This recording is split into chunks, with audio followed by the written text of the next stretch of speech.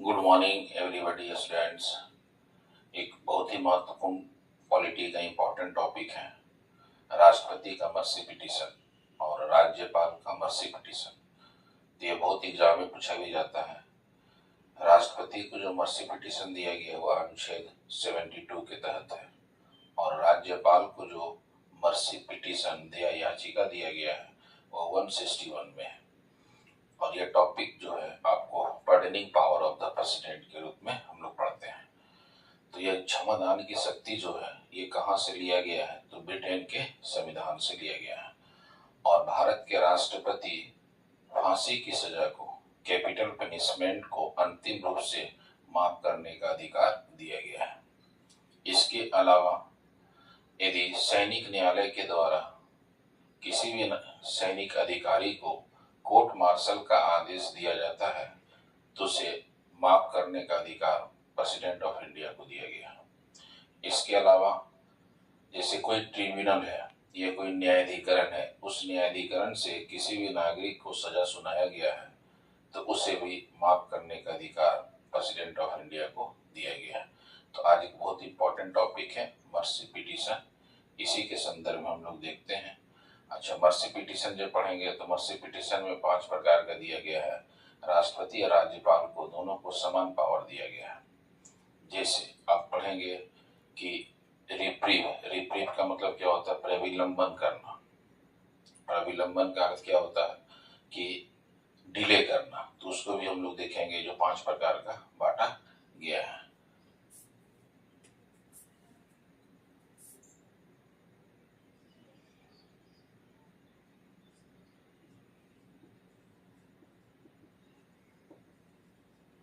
Mercy petition इसी को कह सकते क्षमादान की शक्ति।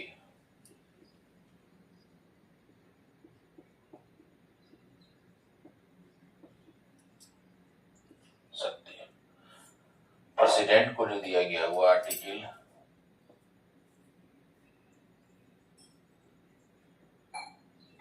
'प्रेसिडेंट ऑफ इंडिया'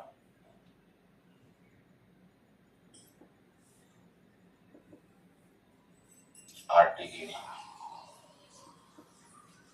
72 में दिया गया है। जबकि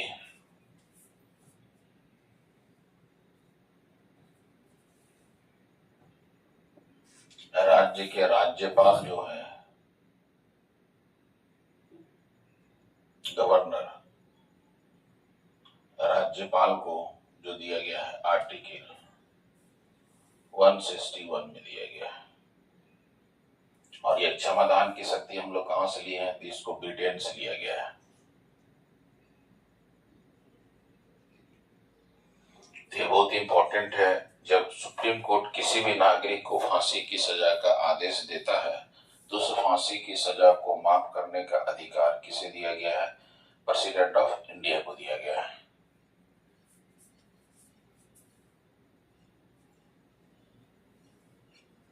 यदि सुप्रीम कोर्ट भारत के किसी नागरिक को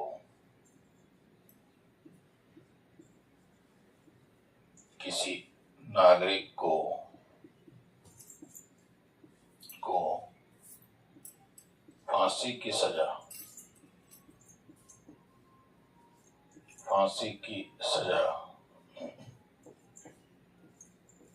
का आदेश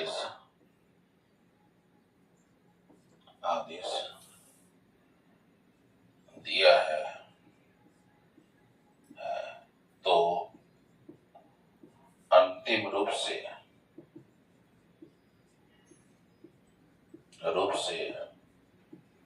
फांसी की सजा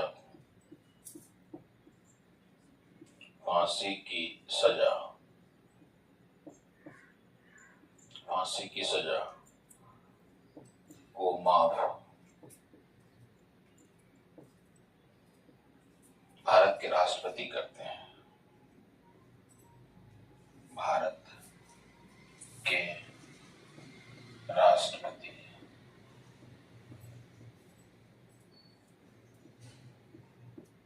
करते हैं। दूसरा कंडीशन में सुप्रीम सुप्रीम कोर्ट किसी भी नागरिक को फांसी की सजा देगा और यदि वह नागरिक राष्ट्रपति के पास मर्सी पिटीशन करता है, दया याचिका करता है, तो उस दया याचिका पर राष्ट्रपति सुनवाई करेंगे और राष्ट्रपति उस फांसी की सजा को अंतिम रूप से माफ कर भी सकते हैं और नहीं भी कर सकते हैं। तो ये पहला पॉइंट। दूसरा पॉइंट में किसी भी सैनिक अधिकारी को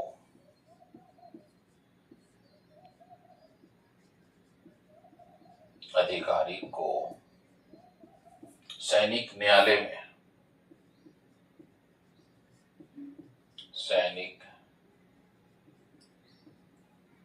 न्यायालय में कोर्ट मार्शल का आदेश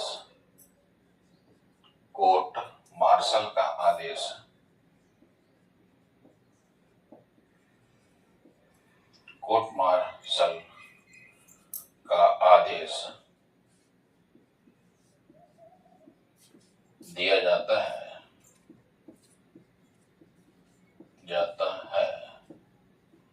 तो इस कोर्ट मार्शल के आदेश को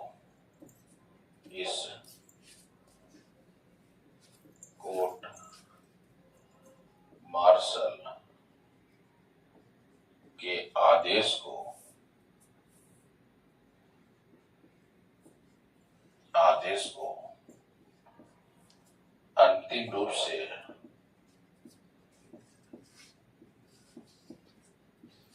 राष्ट्रपति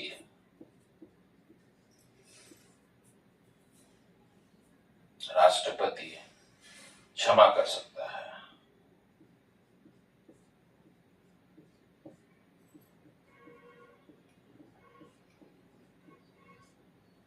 ये दूसरा कंडीशन हुआ। तीसरा कंडीशन में यदि कोई ट्रिब्यूनल है या न्यायाधिकरण है और भारत के किसी भी नागरिक को ट्रिब्यूनल के द्वारा जो सजा दिया जाता है उस सजा को भी अंतिम रूप से माफ करने का अधिकार भारत के राष्ट्रपति को है। यदि ट्रिब्यूनल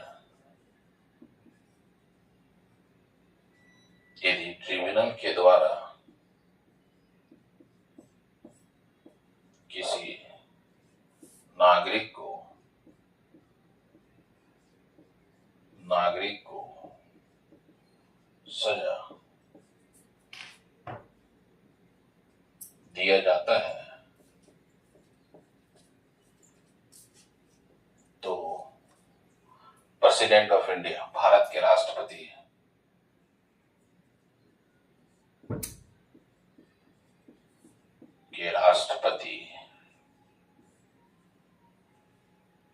अंतिम रूप से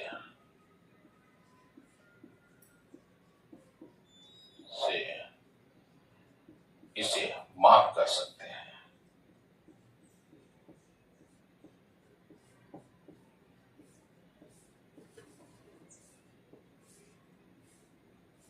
ये जो तो तीन जो ऊपर लिखे हैं, जो ये केवल प्रेसिडेंट ऑफ इंडिया को दिया गया है, ये केवल प्रेसिडेंट ऑफ इंडिया को पावर दिया गया है। पर्टनिंग पावर जो है केवल प्रेसिडेंट ऑफ इंडिया को है, राज्यपाल को यह पावर नहीं दिया गया है। उपर्युक्त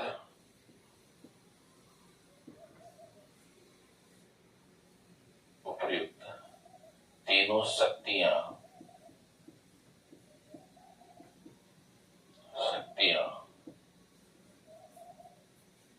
केवल भारत के राष्ट्रपति को दी गई है।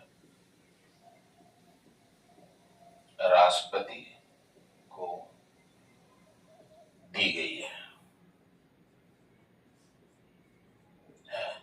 ना कि किसी राज्य के राज्यपाल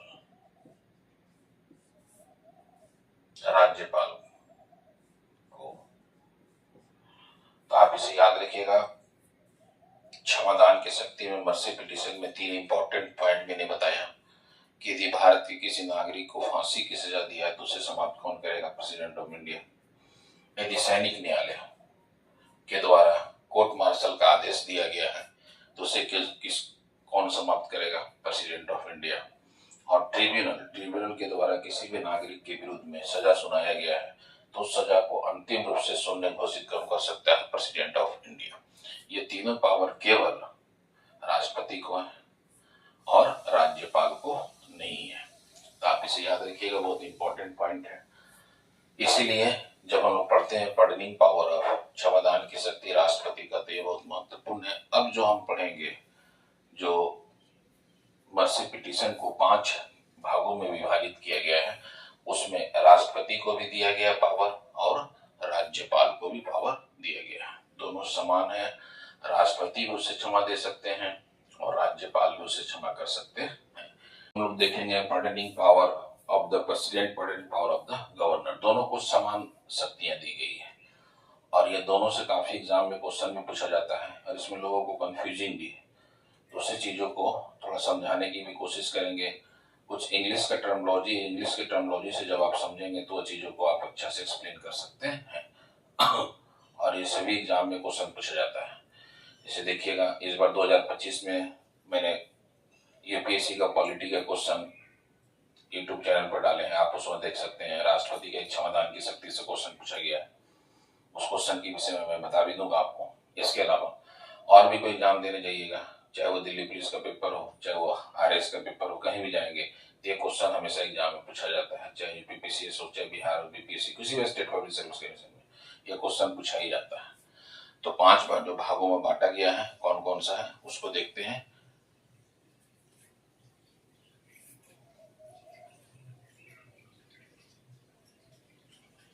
जो पहला इंपॉर्टेंट है रिप्रीव।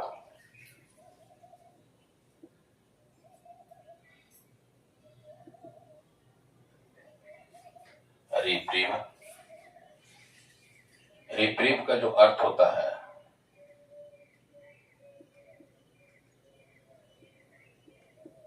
डिले। अच्छा, रिप्रीव को हिंदी में क्या कहते हैं? प्रविलंबन।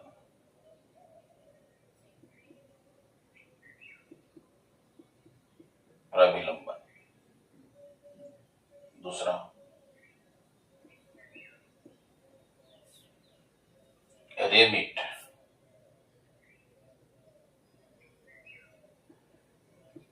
रेमिट, और ये रेमिट बहुत इंपॉर्टेंट है। रेमिट हो जाए चाहे रेमिटेशन भी हो सकता है, आपके यहाँ क्वेश्चन पूछ दे, है ना। चाहे रेमिट हो चाहे रेमिसेशन भी पूछ सकता है, रेमिटेंस भी हो सकता है ना। रेमिट।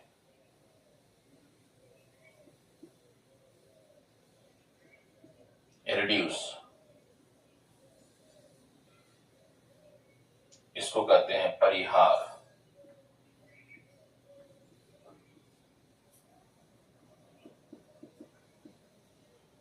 पहला हो गया प्रविलंबन, दूसरा हो गया परिहार। अच्छा, तीसरा जो इंपॉर्टेंट है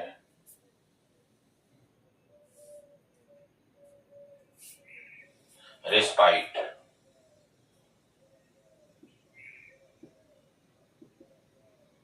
रेस्पाइट का अर्थ यह स्पेशल केसेस में होगा, विशेष केस।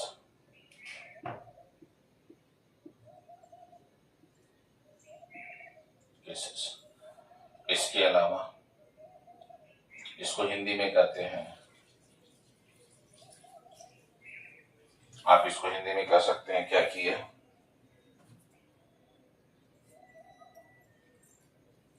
विराम या दंड विराम के रूप में।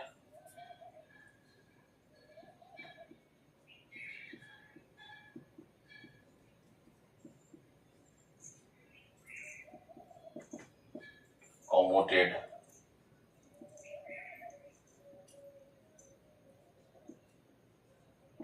कॉमोटेड।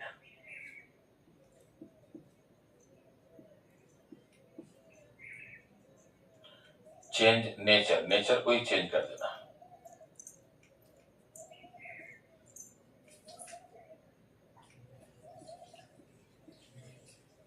चेंज। और अंतिम जो है इसको हिंदी में कहते हैं लघुकरण करना।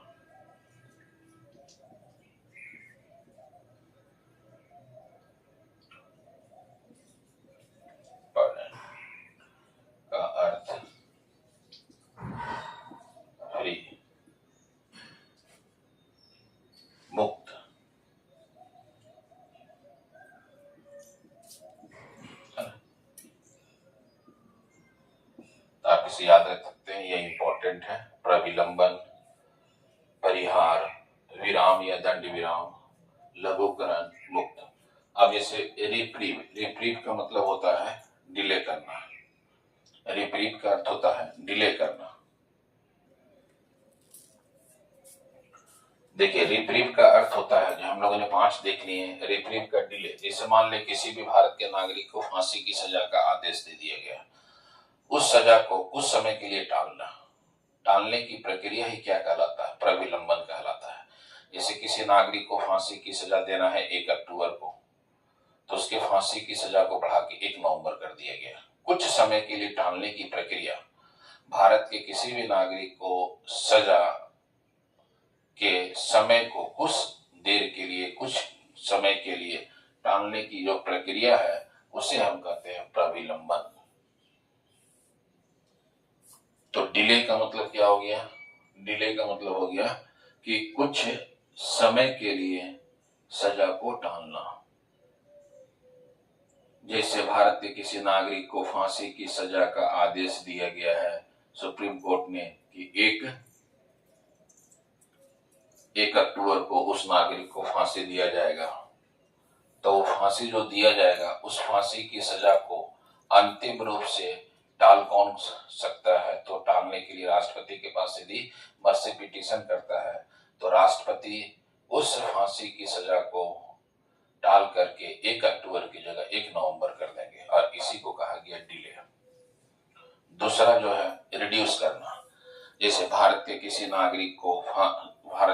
भी नागरिक को सुप्रीम कोर्ट ने ये सजा सुना दिया 10 वर्ष के लिए या 15 वर्ष के लिए, तो सजा की मात्रा में कमी करना, ये जो देख रहे हैं ना, रिड्यूस करना, रेमिट। परिहार, सजा की मात्रा में यदि कमी करता है, 10 वर्ष की जगह वो 5 वर्ष करता है, 5 वर्ष की जगह ये 10 वर्ष करते हैं, तो इसी को समय सजा की मात्रा को कमी करना, उसे क्या कहा गया? रेमिट कहा गया। रेस्पाइट, रेस्पाइट विशेष स्पेशल केस में होता है। विशेष केस में कहने का मतलब है कि विशेष परिस्थितियों में जब सजा सुनाया जाता है तो उस सजा में कमी की जाता है, यह सजा को समाप्त किया जाता है। कौन सी विशेष परिस्थिति है? जैसे कोई गर्भवती महिला है और उसकी सजा को सुनाया गया है, तो उस सजा को क्या कम किया जा सकता है, उस सजा को समाप्त कर सकते हैं भारत के राष्ट्रपति। चाहे कोई विकलांग व्यक्ति हो, विकलांग व्यक्ति के संदर्भ में भी सजा को समाप्त किया जा सकता है। जैसे कोई बुजुर्ग व्यक्ति है तो यह स्पेशल केस के संदर्भ में होगा, इसे आप याद रखेंगे। जैसे गर्भवती महिला के संदर्भ में हो सकता है, विकलांग व्यक्ति के संदर्भ में हो सकता है, और आप इसमें ये भी कर सकते हैं क्या कि बुजुर्ग व्यक्ति के संदर्भ में। रेस्पाइट का मतलब हो गया विराम करना या दंड विराम के रूप में है।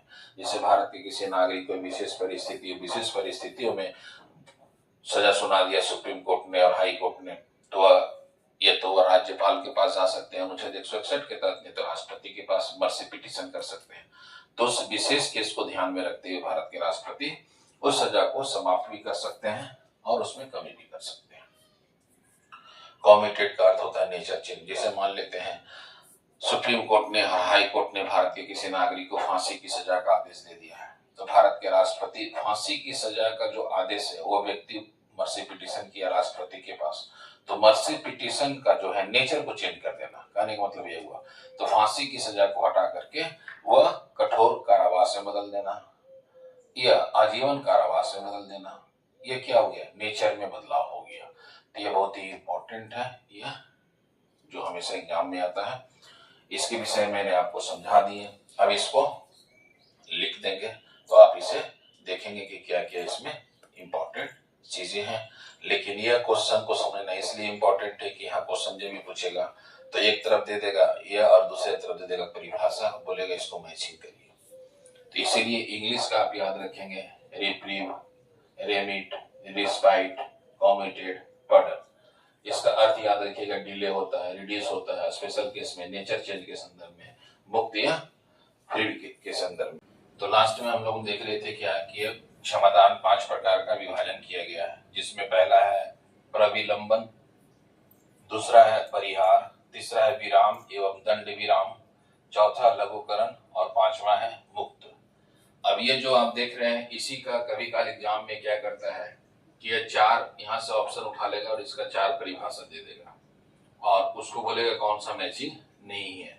मेन एग्जाम में ये भी क्वेश्चन पूछ चुका है बहुत सारे पेपर में, तो आप इसे याद रखिएगा। रिप्रीव मैं समझा चुका हूँ, रिप्रीव का मैं परिभाषा लिख देता हूँ। रिप्रीव का अर्थ क्या होता है हम लोग देख चुके। डिले, रेमिट रिड्यूस करना, रेस्पाइट स्पेशल केसेस के संदर्भ में आएगा, कॉम्यूटेड नेचर चेंज को चेंज कर दिया जाएगा, और पडम का अर्थ होता है फ्री मुक्त करना, मतलब ऐसा लगता है कि उसने कभी अपराध किया ही नहीं।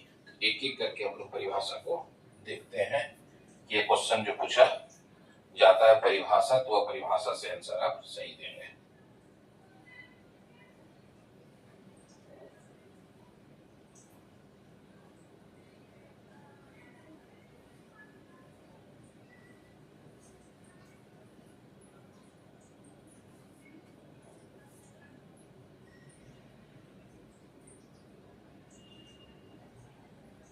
प्रविलंबन,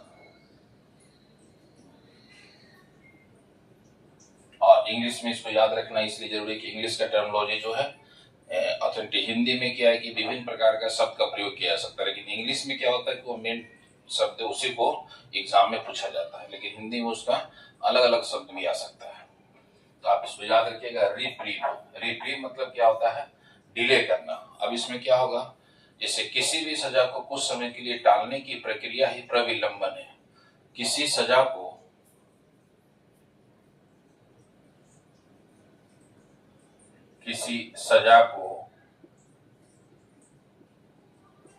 कुछ समय के लिए टालने, कुछ समय के लिए टालने की प्रक्रिया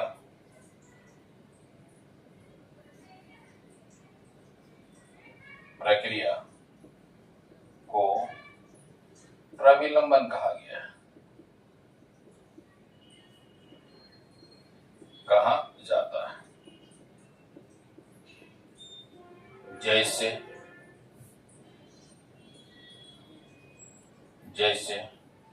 किसी भी नागरिक को 1 अक्टूबर को फांसी की सजा देना था, लेकिन उस फांसी की सजा को कुछ समय के लिए टाल के राष्ट्रपति ने कर दिए 1 नवंबर। तो आप इसमें याद रखिएगा, ये इंपॉर्टेंट है।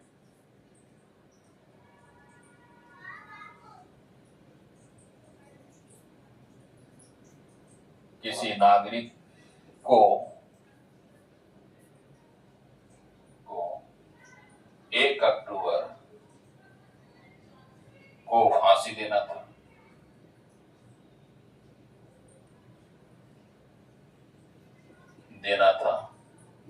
किंतु इसे टालकर 1 नवंबर कर दिया गया।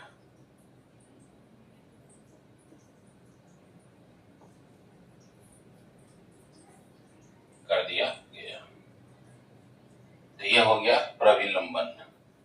दूसरा था रेमिट। रेमिट का मतलब होता है रिड्यूस करना, जिसको परिहार कहा गया। किसी भी सजा की मात्रा में कमी करना। किसी जैसे मान लीजिए सुप्रीम कोर्ट ने किसी को सजा 15 वर्ष के लिए सुना दिया, या आप मान सकते हैं सुप्रीम कोर्ट ने किसी नागरिक को 10 वर्ष के लिए सजा सुना दिया, और उस नागरिक के परिवार चाहे उस नागरिक ने राष्ट्रपति के पास मर्सी पिटीशन किया, तो राष्ट्रपति क्या कर सकते हैं कि 15 वर्ष की सजा को 10 वर्ष भी कर सकते हैं और 10 वर्ष की सजा को 5 वर्ष भी कर सकते हैं। तो सजा की मात्रा में कमी करना ही परिहार है। सजा की मात्रा में कमी करना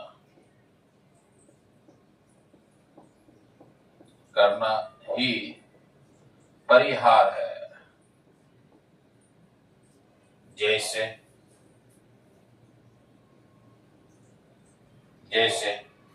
किसी नागरिक को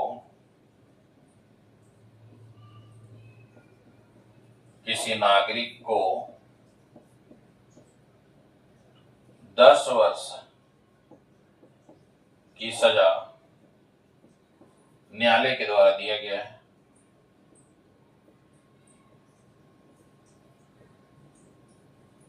के द्वारा दी गई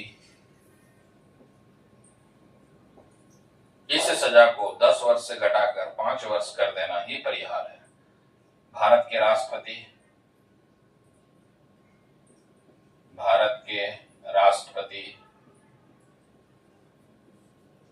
मर्सी पिटीशन पर सुनवाई करते हुए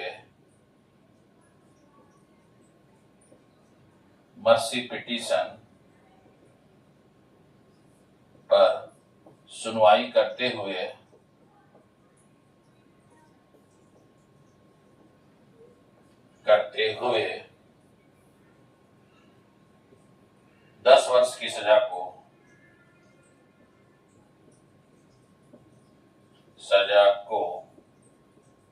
5 वर्ष कर देना। तो इसे ही कहा गया है परिहार। इंग्लिश में कहते हैं रेमिट, इसका रिमिशन भी होगा, रेमिटेशन भी होगा, एक ही वर्ड है। और उसमें आप याद रखिएगा परिहार का मतलब रिड्यूस करना। सजा को 10 वर्ष है तो उसको 5 वर्ष कर देना, 15 वर्ष है तो उसको 15 वर्ष कर सकते हैं, दोनों कर सकते हैं।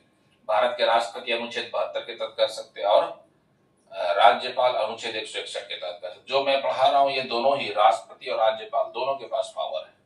राष्ट्रपति का जो पावर पहले मैं उसको लिख चुका हूं, जो राष्ट्रपति के पास 3 इंपॉर्टेंट पावर था जो मैं बता चुका हूं। ये आपको राष्ट्रपति को भी पावर दिया गया है और राज्यपाल को भी पावर दिया गया है, दोनों को ये पावर दिया गया है।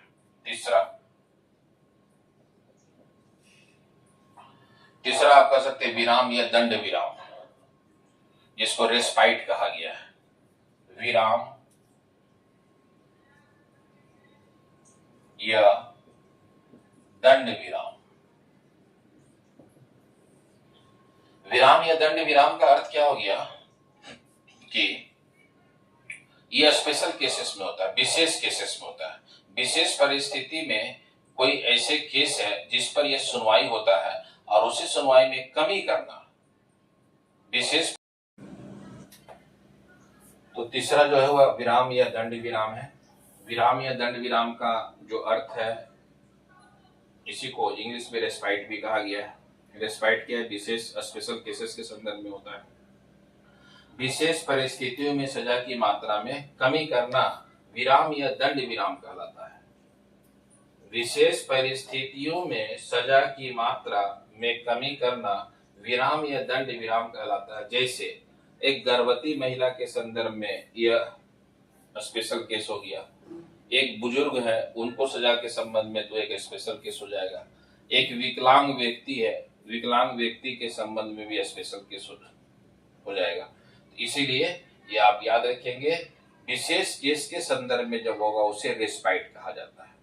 स्पेशल केस के संदर्भ में इंग्लिश में रेस्पाइट कहा गया, हिंदी में याद रखिएगा विराम या दंड विराम कहा जाता है। और ये तीनों ही बहुत इंपॉर्टेंट है। ये 3 का आप स्क्रीनशॉट ले सकते हैं। फिर इसके बाद 2 का मैं चर्चा करता हूँ।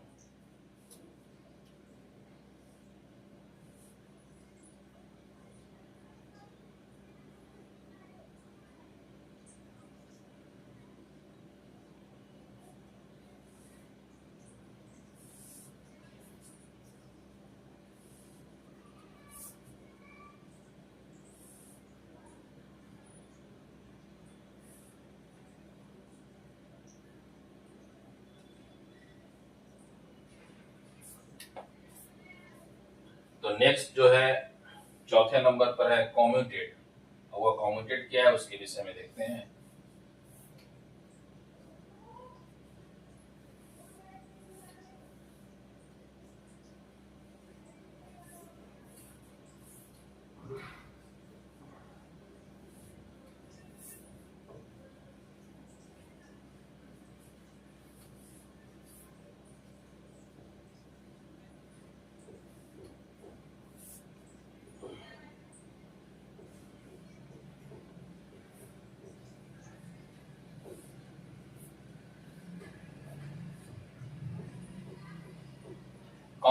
कम्यूटेड का मतलब होता है लघुकरण।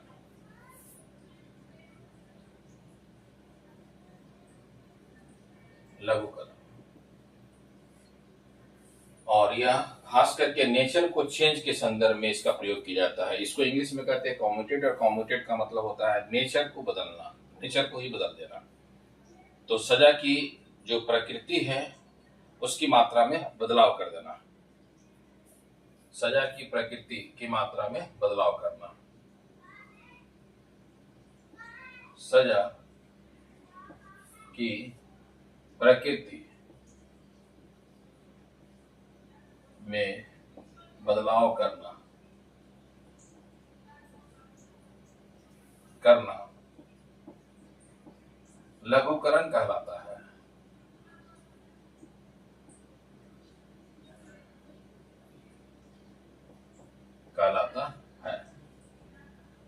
जैसे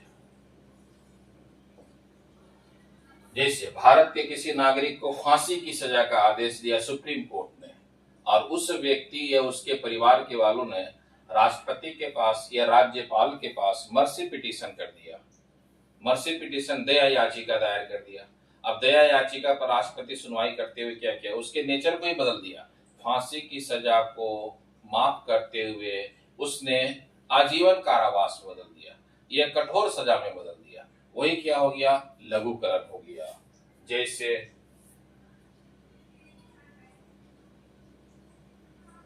भारत के किसी नागरिक को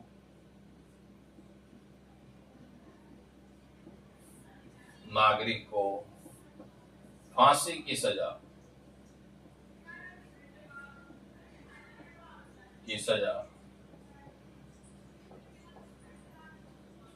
दी गई थी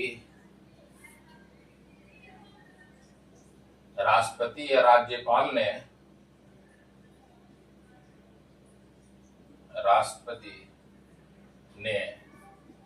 दया याचिका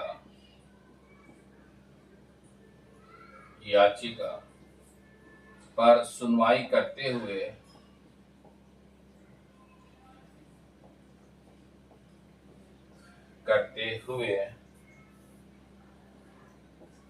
फांसी की सजा को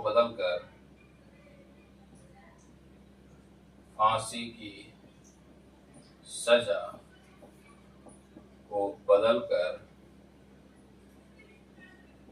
आजीवन कारावास या कठोर कारावास में बदल देना,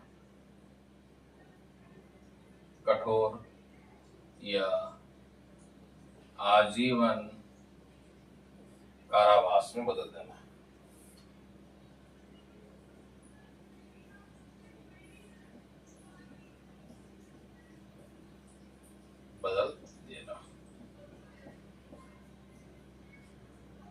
तो आप इसे याद रखिएगा, लघुकरण। लघुकरण का मतलब हो गया सजा की प्रकृति में बदलाव करना।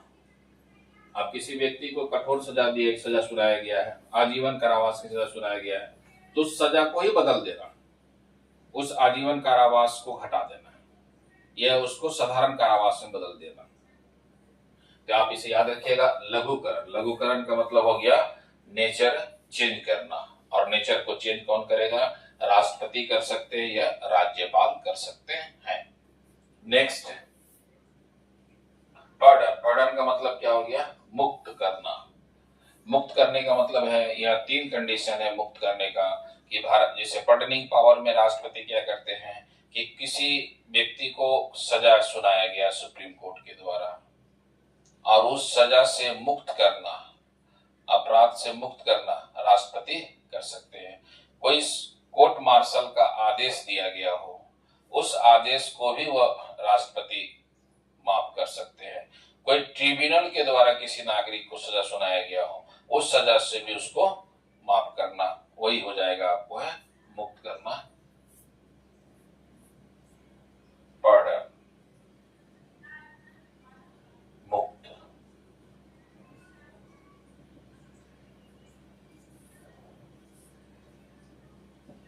सजा की मात्रा को इस प्रकार सुनवाई करना कि भविष्य में उसने कभी सजा किया ही नहीं था। सजा की मात्रा को समाप्त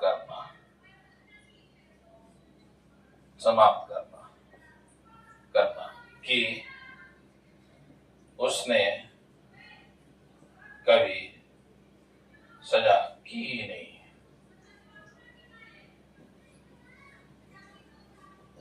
इसी को कहा गया पार्डन, ये मुक्त करना। तो ये आप याद रखिएगा, राष्ट्रपति के संबंध में क्षमादान शक्ति है और राज्यपाल के संबंध में क्षमादान शक्ति है। दोनों को पास 5 प्रकार में विभाजन किया गया है जो एग्जाम में पूछा जाता है। और राष्ट्रपति को जो विशेष पावर दिया गया है उसके विषय में भी हम लोगों ने देख ली है। तो यह राष्ट्रपति का एक विशेष pardoning power, president of the pardoning power के संदर्भ में यह इंपॉर्टेंट दिया गया क्षमादान की शक्ति। और क्षमादान की शक्ति में आप अनुच्छेद याद रखिएगा कहां से लिया गया, यह भी मैं डिस्कस कर चुका हूं। और इस वीडियो को देखें और अधिक से अधिक लोग शेयर भी करें, सब्सक्राइब भी करें, और ताकि अधिक से अधिक जो वीडियो और भी बना सके। तो ये आप याद रखेंगे, क्षमादान की शक्ति इंपॉर्टेंट है। यह क्वेश्चन एग्जाम में कोई भी जाइए एग्जाम देने के लिए तो ये पूछा ही जाता है। जैसे इस बार आप देखिएगा आईएएस का पेपर उठा लेंगे तो आईएएस के पेपर में भी क्षमादान की शक्ति से क्वेश्चन पूछा गया है।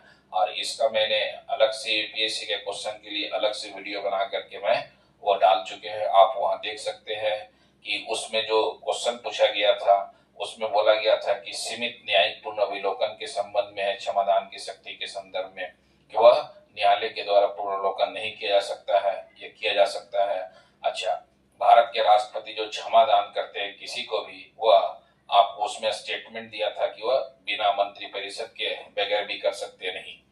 भारत के राष्ट्रपति किसी को भी क्षमादान देंगे तो मंत्रिपरिषद का लिखित जवाब पर ही देंगे, उनके सिफारिश पर ही वह क्षमादान शक्ति का प्रयोग कर सकते हैं। यह क्वेश्चन पूछा गया था सिविल के पेपर में। इसी प्रकार का 2023 में देखिएगा दिल्ली पुलिस में भी क्वेश्चन पूछा गया था। क्वेश्चन क्या पूछा गया था कि एक तरफ दे दिया था आपको है 4, यह प्रविलंबन है, लघुकरण है, और उसी को परिभाषा मैचिंग करने के लिए कौन सा डिस्ट्रिक्ट मतलब कौन सा गलत है वह स्टेटमेंट निकालना था। तो कोई भी एग्जाम देने जाइएगा, चाहे आरएस का पेपर हो, यूपीपीसीएस पीसीएस स्तर का पेपर, वहां क्वेश्चन पूछा जाएगा, जो ये सबसे इंपॉर्टेंट है। ऑल द बेस्ट, जय हिंद, जय भारत।